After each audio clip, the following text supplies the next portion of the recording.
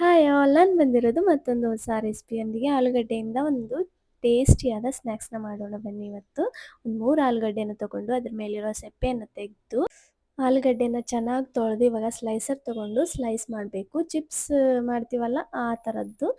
ಅದು ಸ್ಲೈಸ್ ಮಾಡಿದ ಮೇಲೆ ಇವಾಗ ಒಂದೊಂದಾಗಿ ಜೋಡಿಸಿ ಅದೇ ಸ್ಲೈಸರ್ನಿಂದ ಮತ್ತೆ ಸಣ್ಣ ಸಣ್ಣದಾಗಿ ಸ್ಲೈಸ್ ಮಾಡಬೇಕು. ನೋಡಿ ಹಿಂಗೆ ಕಾಣಿಸ್ಬೇಕು.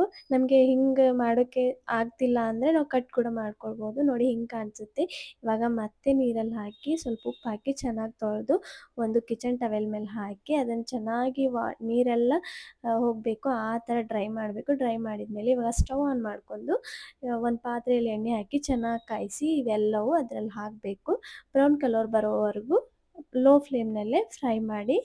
ಆದಷ್ಟು ಉರಿನ ಲೋ ಫ್ಲೇಮ್ನಲ್ಲೇ ಇಡಬೇಕು. ಯಾಕೆಂದರೆ ಇದು ಸೀದು ಹೋಗೋ ಚಾನ್ಸಸ್ ಭಾಳ ಇರುತ್ತೆ. ಅದಕ್ಕೋಸ್ಕರ ಕ್ರಿಸ್ಪಿಯಾಗಿ ಬರಬೇಕು ಹಾಗೆ ಫ್ರೈ ಮಾಡಬೇಕು. ಇವಾಗ 1 ಕಪ್ ಶೇಂಗಾ ತೊಗೊಂಡಿದ್ದೀನಿ, 1 ಹಾಫ್ ಕಪ್ ಗೋಡಂಬಿ, 1 ಹಾಫ್ ಕಪ್ ಬಾದಾಮಿ ತೊಗೊಂಡಿದ್ದೀನಿ, 1 ಹಾಫ್ ಕಪ್ ಕರಿಬೇವು ತೊಗೊಂಡು ಎಲ್ಲವನ್ನು ಫ್ರೈ ಮಾಡಿ ಇವಾಗ ಈ ಮಿಕ್ಸರ್ನಲ್ಲಿ ಹಾಕಿ ಎಲ್ಲ ಮಿಕ್ಸರ್ನೂ ಹಾಕಿ ಸ್ವಲ್ಪ ಉಪ್ಪು ಹಾಕಿ ಚೆನ್ನಾಗಿ ಮಿಕ್ಸ್ ಮಾಡಿದರೆ ಆಯಿತು, ರೆಡಿ ಆಯಿತು.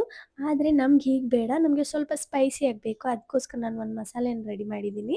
1 ಹಾಫ್ ಕಪ್ ಖಾರ, half cup jeera powder, half cup garam masala, half cup coriander powder ತೊಗೊಂಡು ಚೆನ್ನಾಗಿ ಮಿಕ್ಸ್ ಮಾಡಿ ಇದರಲ್ಲಿ ಸ್ವಲ್ಪ ಮೇಲೆ ಮೇಲೆ ಉದುರಿಸಿ ಚೆನ್ನಾಗಿ ಮಿಕ್ಸ್ ಮಾಡಿದರೆ ನಮ್ಮ ಆಲೂಗಡ್ಡೆ ಸ್ನ್ಯಾಕ್ಸ್ ರೆಡಿ.